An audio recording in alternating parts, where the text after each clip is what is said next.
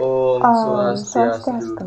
Kami mahasiswa dari kelas 6B, program studi D4 Manajemen Proyek Konstruksi, jurusan Teknik Sipil Politeknik Negeri Bali.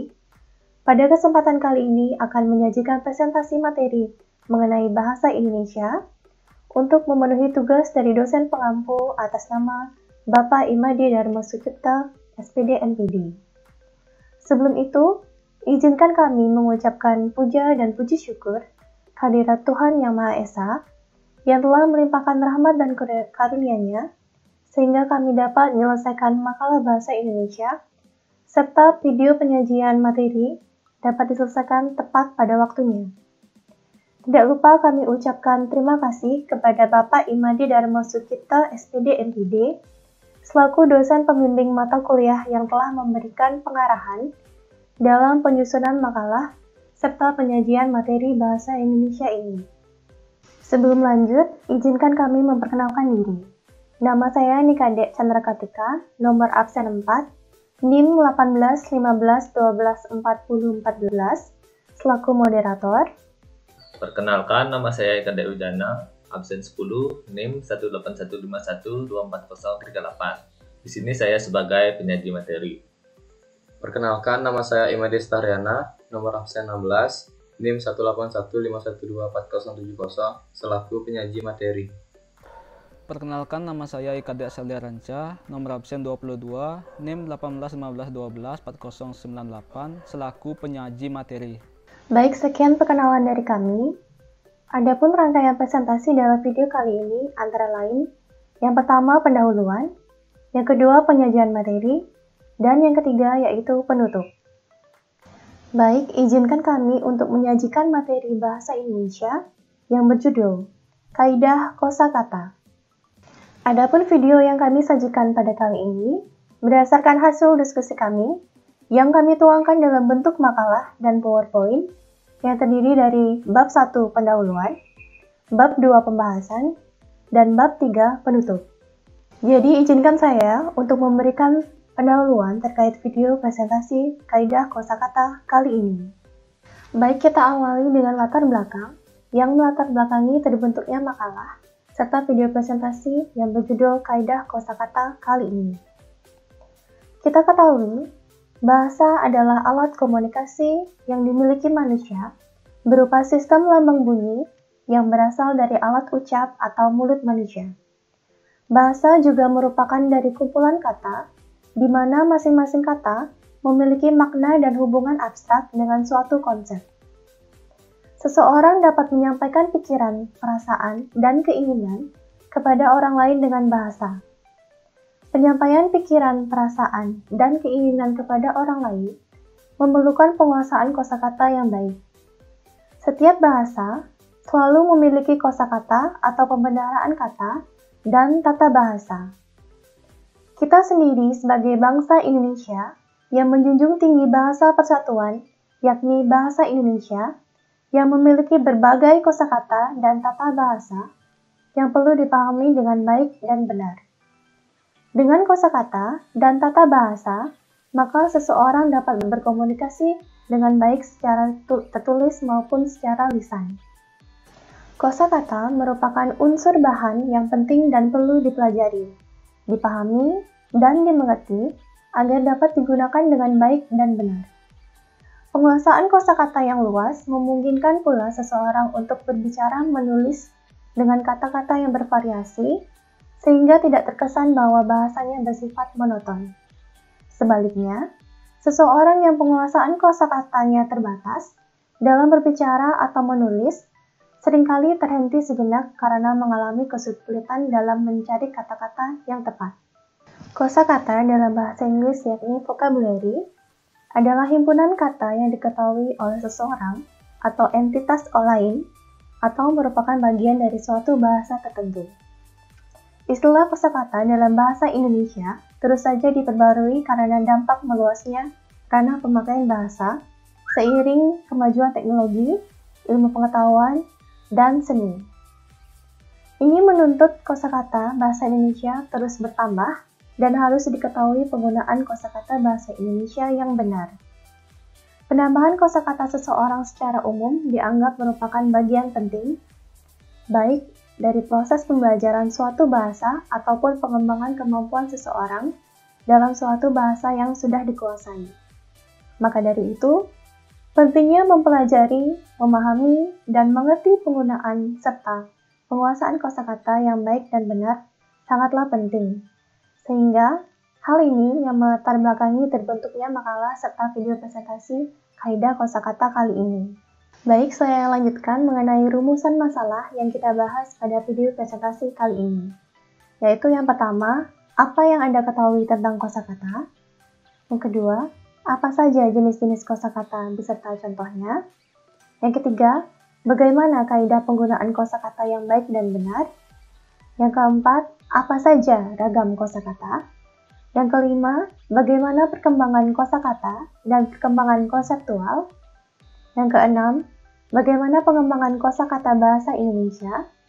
Dan yang ketujuh, bagaimana cara meningkatkan penguasaan serta mengembangkan kosakata. Kemudian ada pun tujuan yang melatar belakangi terbentuknya makalah serta video presentasi kali ini, yaitu yang pertama, pembaca dapat mengenal lebih jauh tentang kaidah kosakata. Yang kedua, pembaca dapat mengetahui jenis-jenis kosakata beserta contohnya secara singkat dan jelas. Yang ketiga, pembaca dapat mengetahui kaidah penggunaan kosakata yang baik dan benar. Yang keempat, pembaca dapat mengetahui ragam kosakata yang baik dan benar. Yang kelima, pembaca dapat mengetahui perkembangan kosakata dan perkembangan konseptual. Yang keenam, pembaca dapat mengetahui pengembangan kosakata bahasa Indonesia. Dan yang ketujuh, pembaca dapat memahami penguasaan kosakata serta mengembangkannya dengan baik dan benar. Adapun manfaat yang dapat diambil dari terbentuknya makalah serta video presentasi kali ini, yaitu yang pertama, sebagai sumber untuk mengenal lebih jauh tentang kaidah kosakata. Yang kedua, sebagai sumber untuk mengetahui jenis-jenis kosakata beserta contohnya secara singkat dan jelas. Yang ketiga, sebagai sumber untuk mengetahui kaidah penggunaan kosakata yang baik dan benar. Yang keempat, sebagai sumber untuk dapat mengetahui ragam kosakata.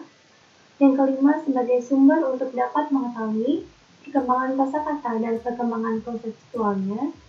Yang keenam, sebagai sumber untuk mengetahui pengembangan kosakata bahasa Indonesia. Dan yang ketujuh, sebagai sumber untuk dapat memahami penguasaan kosakata serta mengembangkannya dengan baik dan benar. Baik, presentasi selanjutnya akan dilanjutkan oleh rekan saya atas nama IKD Salia Ranca, yang akan menyajikan materi mengenai jenis-jenis kosakata dan kaidah penggunaan kosakata. Waktu dan tempat saya persilakan. Baik, terima kasih Chandra Kartika atas waktu dan tempat yang telah diberikan kepada saya. Di sini saya akan menjelaskan materi yang pertama, yaitu pengertian kosakata. Secara umum, kosakata bahasa Inggris vocabulary adalah himpunan kata yang diketahui oleh seseorang atau entitas lain atau merupakan bagian dari suatu bahasa tertentu. Kosakata seseorang didefinisikan sebagai himpunan semua kata-kata yang dimengerti oleh orang tersebut atau semua kata-kata yang kemungkinan akan digunakan oleh orang tersebut untuk menyusun kalimat baru. Dalam kehidupan berbahasa seseorang, kosakata mempunyai peran yang sangat penting, baik berbahasa sebagai proses berpikir maupun sebagai alat komunikasi dalam masyarakat. Kosakata mempunyai pengertian sebagai berikut. Yang pertama, yaitu komponen bahasa yang memuat semua informasi tentang makna dan pemakaian kata dalam bahasa. Yang kedua, yaitu semua kata yang ada dalam suatu bahasa. Kemudian yang ketiga, yaitu semua bahasa yang dimiliki oleh seorang penutur. Kemudian, yaitu semua kata yang biasa digunakan oleh sekelompok orang dalam lingkungan yang sama. Kemudian yang kelima, yaitu semua kata yang biasa digunakan dalam bidang ilmu pengetahuan. Kemudian yang keenam, atau yang terakhir, yaitu daftar kata yang disusun seperti kamus, tetapi disertai dengan penjelasan singkat. Adapun pengertian kosakata menurut para ahli, yang pertama, pengertian kosakata menurut Kerap dapat diartikan dilihat dari dua segi. Yang pertama, dari segi bahasa itu sendiri, yang menyatakan bahwa kosakata adalah keseluruhan kata yang dimiliki oleh sebuah bahasa yang merupakan komponen bahasa yang memuat semua informasi tentang makna dan pemakaian kata dalam bahasa. Yang kedua, dilihat dari segi pemakai bahasa, kosakata adalah kekayaan kata yang dimiliki seseorang pembicara atau penulis. Kemudian menurut Suejito, kosakata dapat diartikan sebagai berikut. Semua kata yang terdapat dalam suatu bahasa, kemudian kekayaan kata yang dimiliki oleh seseorang pembicara atau penulis, kemudian yaitu kata yang dipakai dalam suatu bidang ilmu pengetahuan, kemudian yang terakhir yaitu daftar kata yang disusun seperti kamus disertai penjelasan yang singkat dan praktis. Kemudian menurut ahli yang ketiga yaitu menurut Dondosky, kosakata merupakan keseluruhan kata yang terdapat dalam suatu bahasa. Kemudian menurut ahli yang keempat yaitu Kridalaksana mengemukakan bahwa kosakata adalah komponen bahasa yang memuat semua informasi tentang makna pemakaian kata dalam bahasa. Kemudian yang kedua, kekayaan kata yang dimiliki seorang pembicara atau penulis atau suatu bahasa. Kemudian yang ketiga, daftar kata yang disusun seperti kamus tetapi dengan penjelasan yang singkat dan praktis. Menurut ahli yang kelima yaitu Rahayu menyatakan bahwa kosakata adalah keseluruhan kata atau perbedaan kata atau istilah yang mengacu pada konsep-konsep tertentu yang dimiliki oleh seseorang atau suatu bahasa dalam suatu lingkungan. Menurut Nurgiantoro yang menyebutkan kosakata adalah kekayaan kata yang dimiliki oleh terdapat dalam suatu bahasa. Kemudian menurut ahli yang terakhir, menurut Hastuti dan kawan-kawan dalam Pramudiantoro menyebutkan bahwa kosakata atau vocabulary yang disebut juga pembendaharaan kata adalah kata-kata yang terdapat dalam suatu bahasa.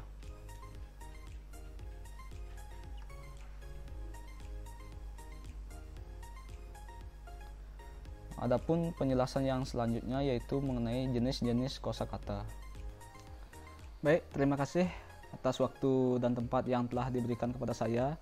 Di sini saya akan menyajikan materi tentang jenis-jenis kosakata. Jenis-jenis kosakata yaitu dibedakan menjadi 8. Yang pertama, kosakata dasar, kosakata umum, kemudian kosakata spesial atau khusus. Kemudian ada kosakata aktif dan pasif. Yang kelima ada bentukan kosakata baru. Yang keenam makna, denotasi dan konotasi. Yang ketujuh kata tugas, dan jenis kosakata yang terakhir itu adalah kata benda atau nomina. Yang pertama, kosakata dasar. Kosakata dasar basic vocabulary adalah kata yang tidak mudah berubah atau bisa dikatakan sedikit kemungkinan diambil dari bahasa lain. Di bawah ini yang termasuk ke dalam kosakata dasar yaitu istilah kerabatan, misalnya ayah, anak, nenek, kakek, paman, dan bibi. Kemudian nama-nama bagian tubuh, misalnya kepala, rambut, lidah. Kemudian kata ganti, diri atau petunjuk, misalnya saya, kamu, ini, itu, sana, dan sini. Kemudian kata bilangan, misalnya 1, 2, 10, dan 100. Kemudian kita lanjut kosakata umum. Kosakata umum adalah pembendaharaan kata yang bersifat umum yang dipergunakan oleh setiap orang pada umumnya, atau bisa juga dikatakan sebagai kosakata yang sudah meluas ruang lingkup pemakaiannya dan dapat menaungi berbagai hal, seperti contohnya meja, motor, mobil, dan makanan. Baik, kosakata yang ketiga, kosakata spesial atau khusus. Kosakata spesial atau khusus adalah perbendaharaan kata yang khusus digunakan untuk di dalam bidang pekerjaan, profesi, atau ilmu pengetahuan tertentu. Dalam hal ini kosakata khusus memiliki kata tertentu, sempit, dan terbatas dalam pemakaiannya. Contohnya seperti autoimun, artinya respon imun tubuh yang menyerang jaringan atau organ tubuh itu sendiri. Kemudian yang keempat, kosakata aktif dan pasif. Kosakata aktif adalah kosakata yang sering dipakai dalam berbicara atau menulis, sedangkan kosakata pasif adalah kosakata yang jarang atau bahkan tidak pernah dipakai, tetapi biasanya digunakan dalam dunia sastra, khususnya penulisan puisi. Sebagai contoh dapat tergambar dalam tabel di bawah ini. Kosakata aktif dan pasif. Kosakata aktif seperti bunga, kembang, matahari, angin, hati, jiwa zaman dahulu, dan sebagainya. Kemudian kosakata pasif seperti puspa, kusuma, surya, mentari, bayu, purwana, kalbu, sukma, bahari, dan sebagainya. Kemudian yang kelima, bentukan kosakata baru. Kosakata baru ini muncul disebabkan adanya sumber dalam dan sumber luar bahasa. Sumber dalam diartikan sebagai kosakata swadaya, bahasa Indonesia sendiri, sedangkan sumber luar merupakan sumber yang berasal dari kata-kata bahasa lain. Kosakata sumber luar ini meliputi pungutan dari bahasa daerah ataupun juga bahasa asing. Kemudian contoh dari bentukan kosakata baru yaitu pramusiwi adalah karyawati yang bekerja pada sebuah keluarga dengan tugas utama adalah merawat bayi ataupun anak-anak dari keluarga ia bekerja. Kemudian swapoto adalah potret diri sendiri yang diambil mandiri dengan memakai kamera digital atau ponsel pada umumnya diunggah ke media sosial. Kemudian yang keenam, makna denotasi dan konotasi. Definisinya mengenai makna denotasi yaitu kata atau kelompok kata yang didasarkan pada penunjukan yang lugas pada sesuatu di luar bahasa atau yang didasarkan atas konvensi tertentu, sifatnya objektif. Makna denotasi ini biasanya disebut juga dengan makna sebenarnya. Kemudian makna konotasi adalah makna yang timbul dari pendengar atau pembaca dalam menstimuli atau meresponnya. Kemudian yang ketujuh, kata tugas. Dalam Alwi 1999-287 mengatakan bahwa kata tugas dapat bermakna apabila dirangkaikan dengan kata lain. Kata tugas ini hanya memiliki arti gramatikal seperti ke, karena, dan, dari, dan sebagainya. Kemudian yang ke-8, kata benda nomina.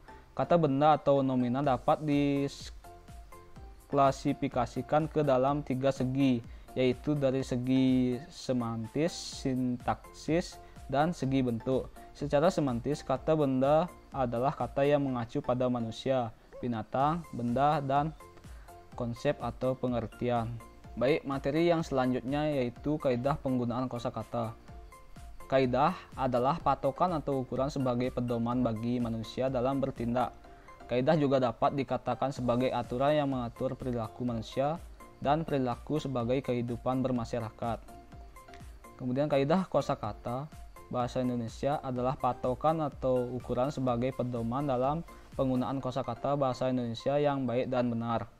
Kaidah dalam kosakata bahasa Indonesia terdiri dari kata baku.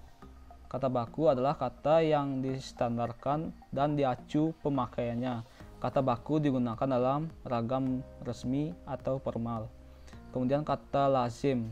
Bahasa Indonesia yang benar menuntut pemakaian kata yang lazim, yaitu kosakata yang sudah dikenal oleh masyarakat luas atau kata yang familiar. Kemudian kaidah dalam kosakata yang ketiga yaitu kata hemat. Kata yang hemat maksudnya kata yang tidak berlebihan atau mubazir. Bahasa Indonesia yang benar menuntut pemakaian yang hemat, yaitu kata-kata yang tidak berlebihan. Kemudian yang terakhir itu adalah kata cermat. Memilih kata yang cermat maksudnya memilih kata yang tepat sesuai dengan arti dan fungsinya.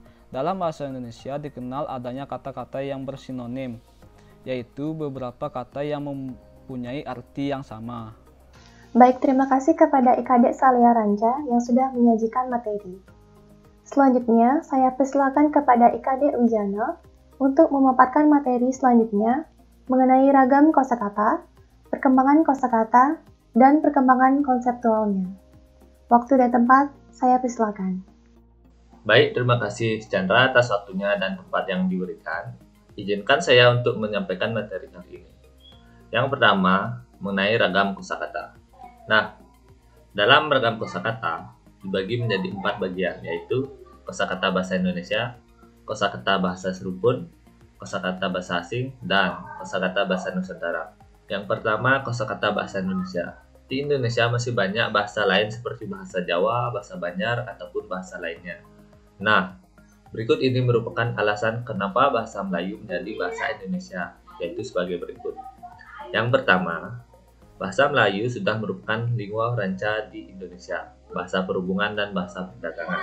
Nah, yang kedua, sistem bahasa Melayu yang sederhana, mudah dipelajari karena dalam bahasa ini tidak dikenal dengan tingkatan bahasa, seperti bahasa Jawa, contohnya ngoko kromo, atau perbedaan bahasa kasar dan halus, seperti dalam bahasa Sunda.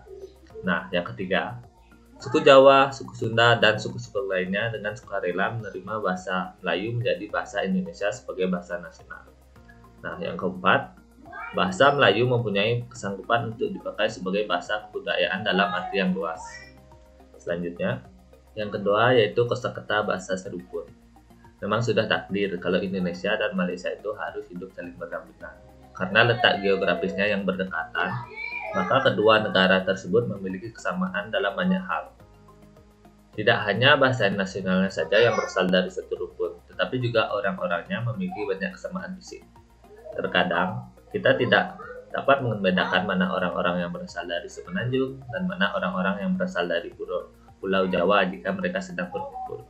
Tapi, kita dapat mengenalinya jika mereka sudah berbicara dengan logatnya masing-masing. Ya, bahasa yang dipakai di kedua negara tersebut memang memiliki logat yang berbeda meskipun berasal dari rumpun yang sama. Bahkan ada banyak kosakata yang sama tetapi memiliki pengertian yang berbeda pula. Terkadang hal tersebut membuat bingung sebagian orang dari Indonesia atau Malaysia. Nah, selanjutnya, sekarang contoh bahasa serupun meliputi nama yang berkaitan. Yang pertama itu ikhlas dalam bahasa Indonesianya dan memuliakan dalam bahasa Malaysianya. Di tabel di bawah ini, kalian bisa melihat banyak sekali contoh-contoh seperti iktisam, kaisara, dan lain-lain. Sebagai contoh realnya adalah kata seronok yang memiliki arti positif dalam bahasa Melayu. Seronok itu artinya senang, tetapi bermakna negatif dalam bahasa Indonesia yang sedikit vulgar lah seronok itu. Nah, begitupun sebaliknya, tandas atau habis atau selesai dalam bahasa Indonesia dan tandas di dalam bahasa Melayu itu berarti toilet. Nah, seringkali perbedaan arti sebuah kata menjadi bahan olok-olokan yang menimbulkan ketegangan di negara Malaysia maupun di Indonesia. Nah, selanjutnya nomor 3, kosakata bahasa Nusantara. Indonesia terdiri atas berbagai suku dengan bahasanya masing-masing. Di dalam situasi yang multikultural dan multilingual tersebut, sentuh bahasa dan sentuh budaya tidak dapat dihindari. Kontak bahasa itu menimbulkan saling serap antara unsur bahasa yang satu ke dalam bahasa yang lain. Penyerapan kosakata bahasa daerah, terutama kosakata budaya, merupakan suatu usaha yang harus didukung dalam usaha pengembangan bahasa Indonesia. Dukungan tersebut layak diberikan karena ternyata banyak sekali konsep yang berasal dari kosakata bahasa daerah yang tidak dapat ditemukan dalam konsep bahasa Indonesia. Dan kalaupun ada, tentunya biasa berupa frasa. Selain itu, kosakata bahasa daerah juga memiliki ungkapan yang bersih nilai-nilai kearifan lokal yang biasanya hanya dapat dijumpai dalam bahasa tertentu. Selanjutnya, yang terakhir, keempat, kosakata bahasa asing.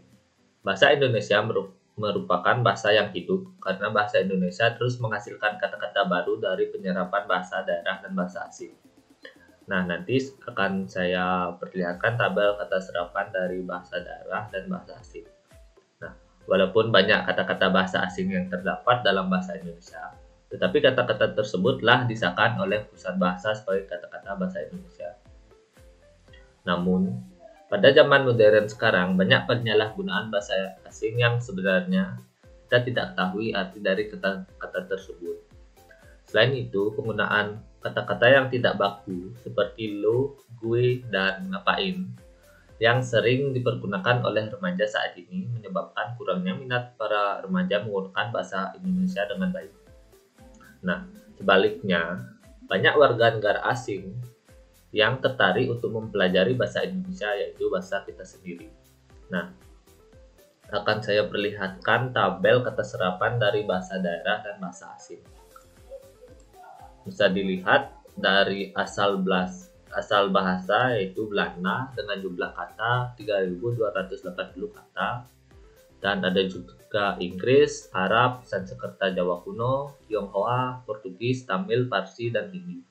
Nah, dari daftar kata serapan dalam bahasa Indonesia ini disusun pada tahun 1996 oleh pengembangan bahasa pusat. Nah, selanjutnya materi yang saya sajikan mengenai perkembangan kosakata dan perkembangan konseptualnya. Nah, pada materi ini, para guru bahasa seharusnya melihat perkembangan kosakata itu sebagai perkembangan konseptual, berkembang pengertian atau konsepsi. Walaupun setiap kata merupakan suatu konsep, namun istilah konsep itu sendiri jauh lebih luas dan lebih dalam daripada kata. Nah, perkembangan kosakata berarti menempatkan konsep-konsep baru dalam tatanan yang lebih baik atau ke dalam urutan-urutan atau susunan-susunan tambahan. Salah satu tugas pokok pengembangan kosakata yang diemban oleh para guru ialah menolong para siswa untuk melihat persamaan-persamaan dan perbedaan-perbedaan yang belum pernah mereka lihat sebelumnya. Untuk mencapai aneka tujuan yang telah kita kemukakan di atas, maka para guru harus bekerja keras dengan memanfaatkan aneka teknik perkembangan kata yang akan diperbincangkan. Nah, sekian materi yang bisa saya sampaikan. Waktu dan tempat saya kembalikan ke moderator Chandra. Baik, terima kasih kepada IKD Ujana yang sudah menyajikan materi. Selanjutnya, saya persilakan kepada Imadis Tariana untuk memaparkan materi selanjutnya mengenai pengembangan kosakata, cara meningkatkan dan mengembangkan penggunaan kosakata. Waktu dan tempat, saya persilakan. Baik, terima kasih Chandra atas waktu dan tempat yang diberikan. Izinkan saya untuk menyampaikan materi kali ini. Yang pertama, mengenai pengembangan kosakata. Pengembangan kosakata bahasa Indonesia. Berikut ini pengembangan kosakata bahasa Indonesia. Pada tahun 1901 disusun oleh Ejaan Resmi Bahasa Indonesia Melayu oleh C.H. A. van Ophuijsen dan dimuat dalam Kitab Logat Melayu. Yang kedua, pada tahun 1908, pemerintah kolonial Belanda mendirikan sebuah badan penerbit buku-buku bacaan yang diberi nama Kommissie voor de Volkscultuur atau Taman Bacaan Rakyat, yang kemudian pada tahun 1917 diubah menjadi Balai Pustaka. Balai Pustaka menerbitkan buku-buku novel seperti Siti Nurbaya dan Salah Asuhan. Buku-buku penuntun bercocok tanam, penentuan pemeliharaan kesehatan yang tidak sedikit membantu penyebaran bahasa Melayu di kalangan masyarakat luas. Kehadiran dua novel itu di masa kini di toko buku menjadi bukti bahwa bahasa Indonesia sudah ada dan dipakai sebelum tahun 1928. Yang ketiga, pada tanggal 28 Oktober 1928 merupakan saat-saat yang paling menentukan dalam perkembangan bahasa Indonesia. Karena pada tanggal 28 Oktober 1928 itulah para pemuda pilihan mulai merancang tonggak yang kokoh untuk perjalanan bahasa Indonesia atau hari yang merupakan tolak ukur dari perkembangan bahasa Indonesia. Yang keempat, pada tahun 1933 secara resmi berdiri sebuah angkatan sastrawan muda yang menanamkan dirinya pujangga baru yang dipimpin oleh Sultan Takdir Al-Jizbana dan kawan-kawan. Yang kelima, pada tanggal 25 Juni 1938 dilangsungkan Kongres Bahasa Indonesia I di Solo yang menghasilkan keputusan bahwa pembinaan dan pengembangan bahasa Indonesia telah dilakukan secara sadar oleh cendikawan dan budayawan kita saat itu. Yang keenam, pada tanggal 18 Agustus 1945 ditandatanganilah Undang-Undang Dasar 1945 yang salah satu pasalnya, yaitu pasal 36, menetapkan bahasa Indonesia sebagai bahasa negara. Cara meningkatkan dan mengembangkan penguasaan kosakata. Faktor penyebab kurangnya penguasaan kosakata.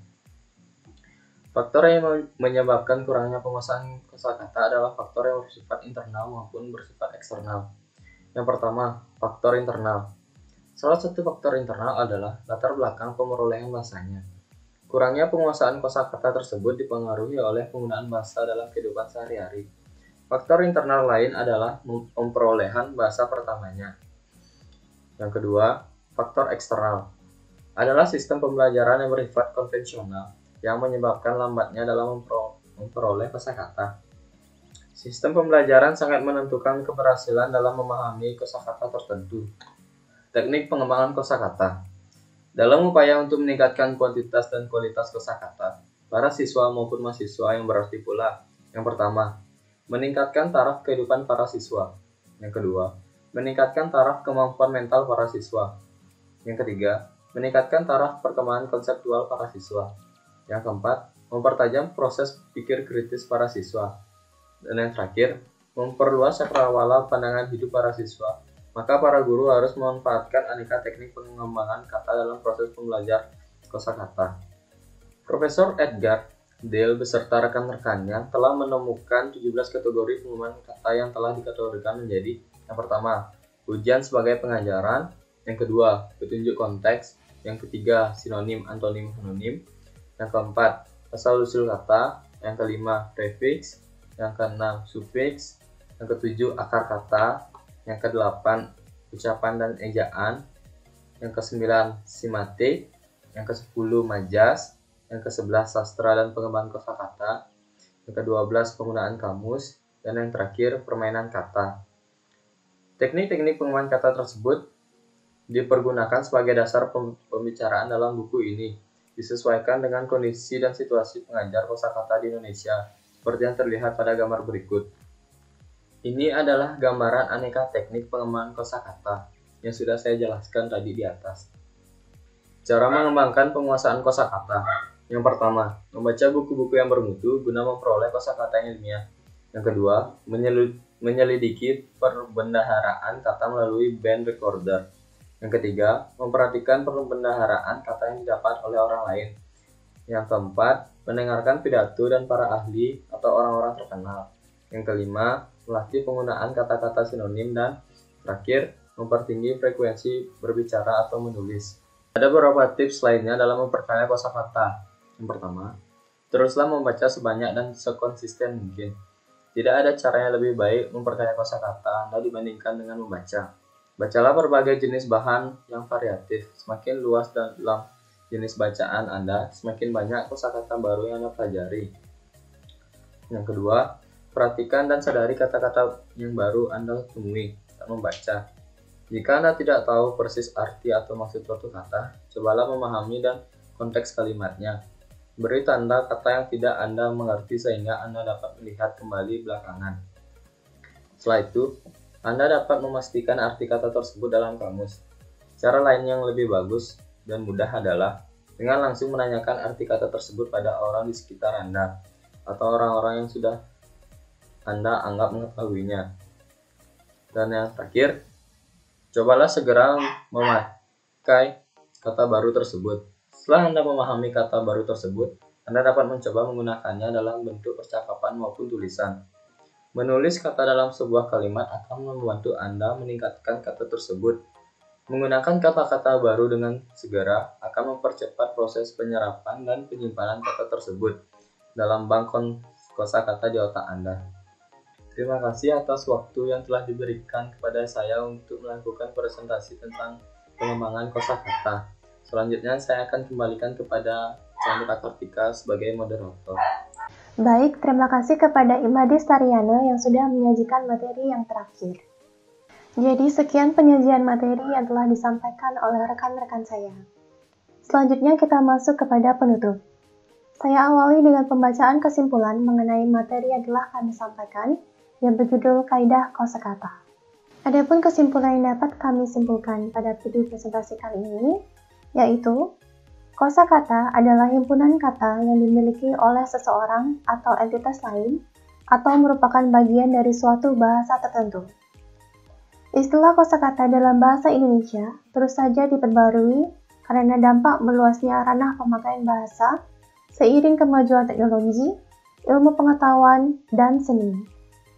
Kosakata merupakan syarat terpenting dalam sebuah bahasa. Kemajuan suatu bahasa dapat diukur salah satunya dengan perkembangan kosakata bahasa tersebut. Suatu bahasa yang sangat miskin kosakatanya menunjukkan bahwa bahasa tersebut tidak berkembang dengan baik. Sebaliknya, suatu bahasa yang menunjukkan mampu menyerap perkembangan kosakata, itu berarti bahasa tersebut cukup maju dan fleksibel dalam menerima perubahan.